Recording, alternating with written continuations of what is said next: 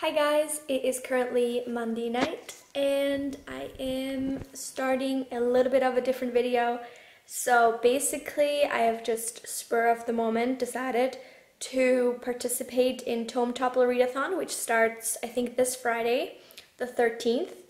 And no wait, that's a Saturday the 13th. That means that I have to before then try to get through a bunch of my April TBR. I mean, some of the books I figured out, 2 of the books on my April TBR are actually more than 500 pages, so I can count them for Tome Topple, but the rest aren't. So I want to kind of try to not replace my April TBR with my Tome Topple TBR and instead do like an and instead of an or. Either. An and instead of an either. Is that making sense? I don't know. Because actually right now I'm in the middle of reading Winter by Marissa Meyer. I'm about 200 pages into it. It's an 800 pound. It's an 800 page book. And that means if I stop reading now and pick it up on Saturday, I still have over 500 pages left. I'll have math 600 pages left. So I can still count it as a tome, and it can count for my April TBR, and it can count for my project TBR, and it's just gonna be a great old time. Right now, though, I am confronted with what to read because I'm in a really big reading mood, and I've picked up 3 books from my TBR that I can't decide between which to choose from. So I thought I would do like a little try a chapter version with these 3 books from my TBR. So this is like the TBR edition of Try a Chapter. All 3 of these, let me show you which ones actually. So these are the 3 books I'm considering right now. I think they're some of the shortest, quickest reads on this month's TBR. The first is Women Talking by Miriam Toews. This is a very, probably, I'm sure, a very hard-hitting book, but it's only about 200 pages, so yeah, page-wise it's not too bad, but I don't know if I can like stomach the subject matter like all in one go. I'm imagining I might have to take a bunch of breaks, so I don't know about that. Then we have Lincoln in the Bardo, which is I think about 340 pages, but it is in a very strange format, as you might know, and I don't know how like bingeable that is. So again, I don't know. And finally we have 3 Wishes by Liane Moriarty, which is a contemporary fiction novel. I feel like this is going to be the most readable, but it's also the longest. It has almost 400 pages. So yeah, I literally don't know which of these I should start with, so I'm going to start all 3. By the way, if you're seeing this cut, I was working today and I was smart and cut myself with a Stanley knife, so that's fun. Yay, good job me. The first step for a Try a Chapter tag is to see how long the first chapters are. So I'm gonna do that and update you then. Okay, there is quite a big difference in the chapter sizes. So for Lincoln in the Bardo, it's literally like a couple pages. And you have chapter 1.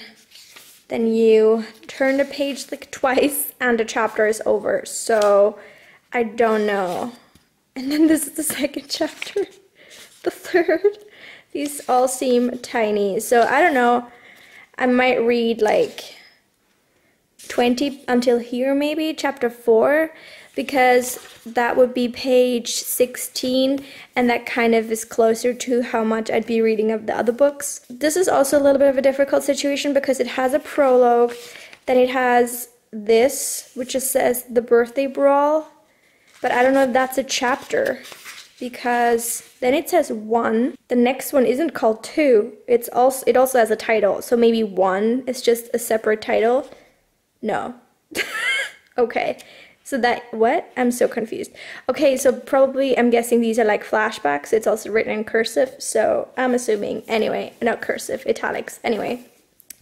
Yeah, I'm gonna read the prologue, the first interlude, or the first flashback, and then the first chapter. By the way, this makes me think that, like, the fact that it has like flashbacks in between the chapters is giving me such like Big Little Lies flashbacks vibes. I don't know, I'm excited. I hope this is similar.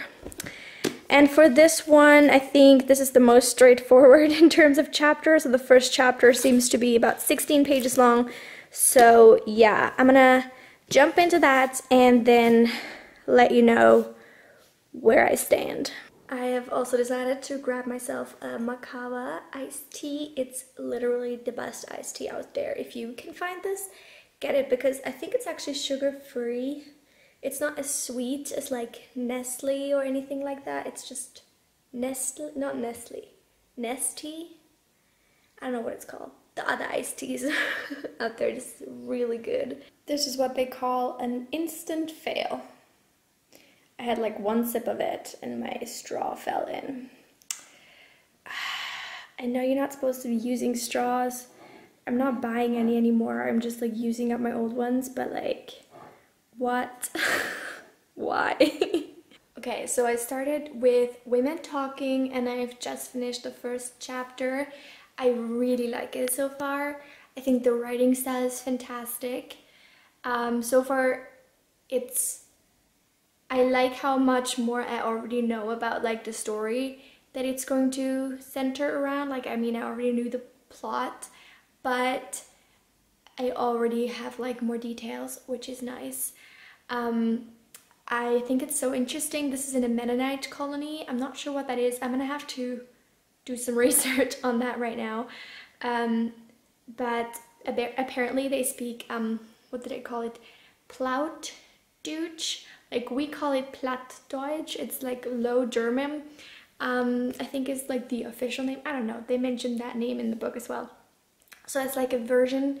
It has like influences of Dutch and German and some other languages, and it sounds really funny to like German speakers, and I understand like parts of it. So I think that's really interesting, like these little like linguistic tidbits that come up in the book. So far we've just been told from the perspective of the person who's actually taking the minutes basically of the meeting where the women are going to be talking, because they're illiterate, and so he was asked by them to keep a record of what they're talking about.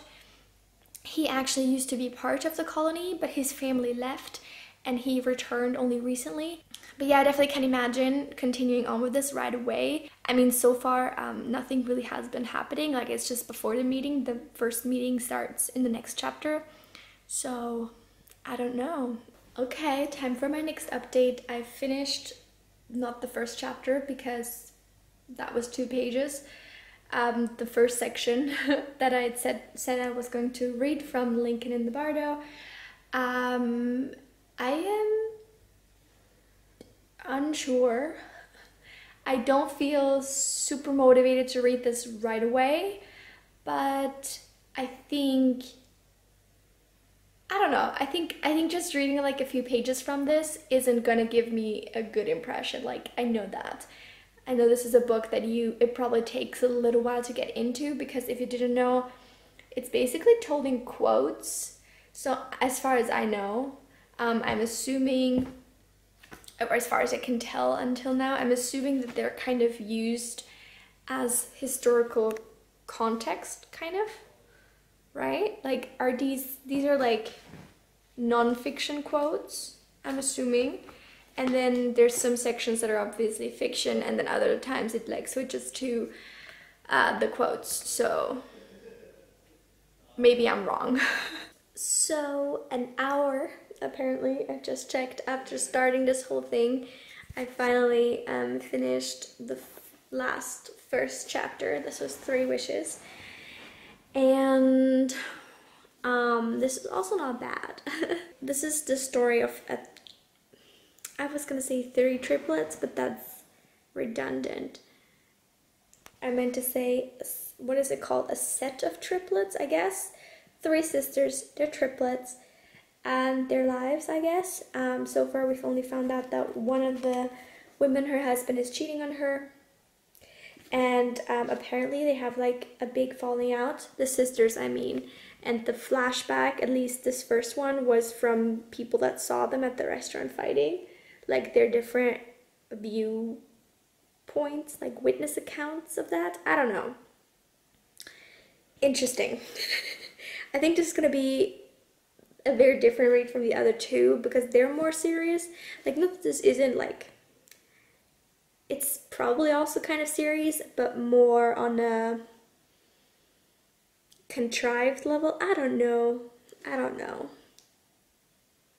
On a drama level. But this so far is my least favorite, like at least in terms of how it matches with my current reading mood. So I think this one is out. That leaves a choice, oh my god, glasses are annoying, between Lincoln in the Bardo and Women Talking. And honestly, as much as that means that this entire thing was for nothing because I could have just read the first book I was gonna read anyway, I think I'm gonna continue with Women Talking.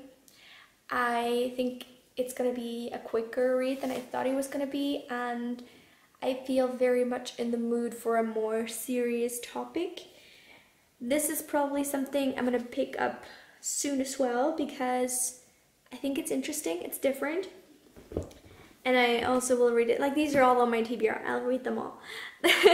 But yeah, I'm gonna jump into the second chapter of Women Talking and read as much as I can tonight. And then I will update you whenever I actually finish it. Hello! It is now 2 days later and I've just finished filming some other videos, and I thought I would use this opportunity, the setting, the lighting, makeup, all that stuff, to talk about the book that I have finished from my try a chapter situation. This is Women Talking, obviously. That's the one I picked in the end, and I finished it last night. So yeah, let's chat about it. So in the beginning, I definitely enjoyed it more. I definitely had more positive feelings towards it. But as the book continued, I wasn't so sure anymore what to think. I think the biggest thing that has to be said for this book is that it did draw and does draw attention to the horrible serial rapes that happened to the Mennonite women in 2005 to 2009, which is, you know, value in and of itself, obviously. This is a horrible thing that happened. People should know about it. There should be some sort of retribution. All of that is certain. But at the same time, I think as a piece of literature, I'm not the biggest fan. So essentially, the book is minutes from a meeting. At least that's what it claims to be, but it's really just a guy sitting in on these women talking and like writing down what they say, but also his own thoughts, and also not always exactly what they say. So I feel like even though this book is sort of claiming that it's giving these women a voice, it's not actually giving them a direct voice, because it's all filtered through what August, the guy who like takes the minutes, is hearing and thinking, and like, because he sometimes gets distracted with like his attraction to one of the girls or whatever. So I think that's kind of confusing to me, just in terms of what this book is trying to do, because I thought this was supposed to be very feminist, very much like empowering to these women, giving them a voice. And instead it doesn't. I don't understand. At least it could have been like another woman taking the minutes of the meeting, which I guess, and I know they don't read and write, they're illiterate essentially. But you could have done something with the story, could have found some woman somewhere in the story to do this. Like, I don't understand the point of it having been a man. I feel like it kind of detracted from what the book was trying to do. That was a bit weird to me. And essentially, the book is just the women talking back and forth, rambling, discussing in minute detail the repercussions of what they will do, right? They're discussing what they should do and the potential repercussions. So there are three options. They can stay and do nothing, they can stay and fight, or they can leave. And that is kind of where their basis for discussion. So some women have decided not to do anything and they haven't even shown up to the meeting, but now it's kind of just like, should we stay and fight or should we leave? And it's going back and forth. They're all bringing forth these really philosophical, intellectual arguments almost about morality and ethics and religion and stuff like that. And while I think from like a philosophical standpoint, that's all quite interesting, considering what this book is and that these women are supposed to be illiterate and essentially completely uneducated, I find it kind of hard to believe that they're able to hold such an intellectual conversation or have such clear and well-structured thoughts and feelings about something, or even like look at their own feelings and their own situation with such an almost objective view. Like, it's already difficult for like educated people to do that because we're always coming from a subjective place. But these women, they have had no formal education. I'm not saying they're stupid. I'm just saying that there is a difference between having had education and like academia and stuff like that and not having had that. Like, you're not gonna come to a discussion with the same, basis, I guess, and the same goals. Because I assumed that they were just gonna, focus on their emotions and have like an emotional discussion. And there's no emotion at all. They all were very detached from what happened to them, I felt like, and they made me detached from their experiences as well. And while I had been saying that I thought that this book was gonna be very hard to read, it really wasn't. And I don't mean that to sound like callous. I just felt like I couldn't really form a connection to them and to their experiences. It was hard for me to sympathize because I felt so distant from them. And overall, I just, wasn't fully invested, I guess, in the situation. I think this book could have been better if it had focused more on that emotional side. And I guess that's not what he was trying to do. I get that. But it did not work for me, really, this philosophical debate, like ethical debate, like, not really my thing. So I guess that's just something to be aware of going into this book. If that's something that you enjoy or you don't enjoy, and based on that, I would make my decision of whether or not to read this book. And that is it for my try a chapter tag. I think this is the second time I've done it, and the first time I also didn't end up quite enjoying the book. So I don't know if this is a curse placed on me. Let me know if you enjoyed this video, if you want me to do another one in the future, because it would be kind of fun to do this every now and again, just like, pick a book and then do a quick review after finish it, just kind of off the cuff like this. I hope you enjoyed that. Let me know if you did. Also, before you leave, please don't forget to like and subscribe to my channel. I upload every Tuesday, Friday, and Sunday, and I hope to see you very soon with another video. Until then, have a lovely week. Bye!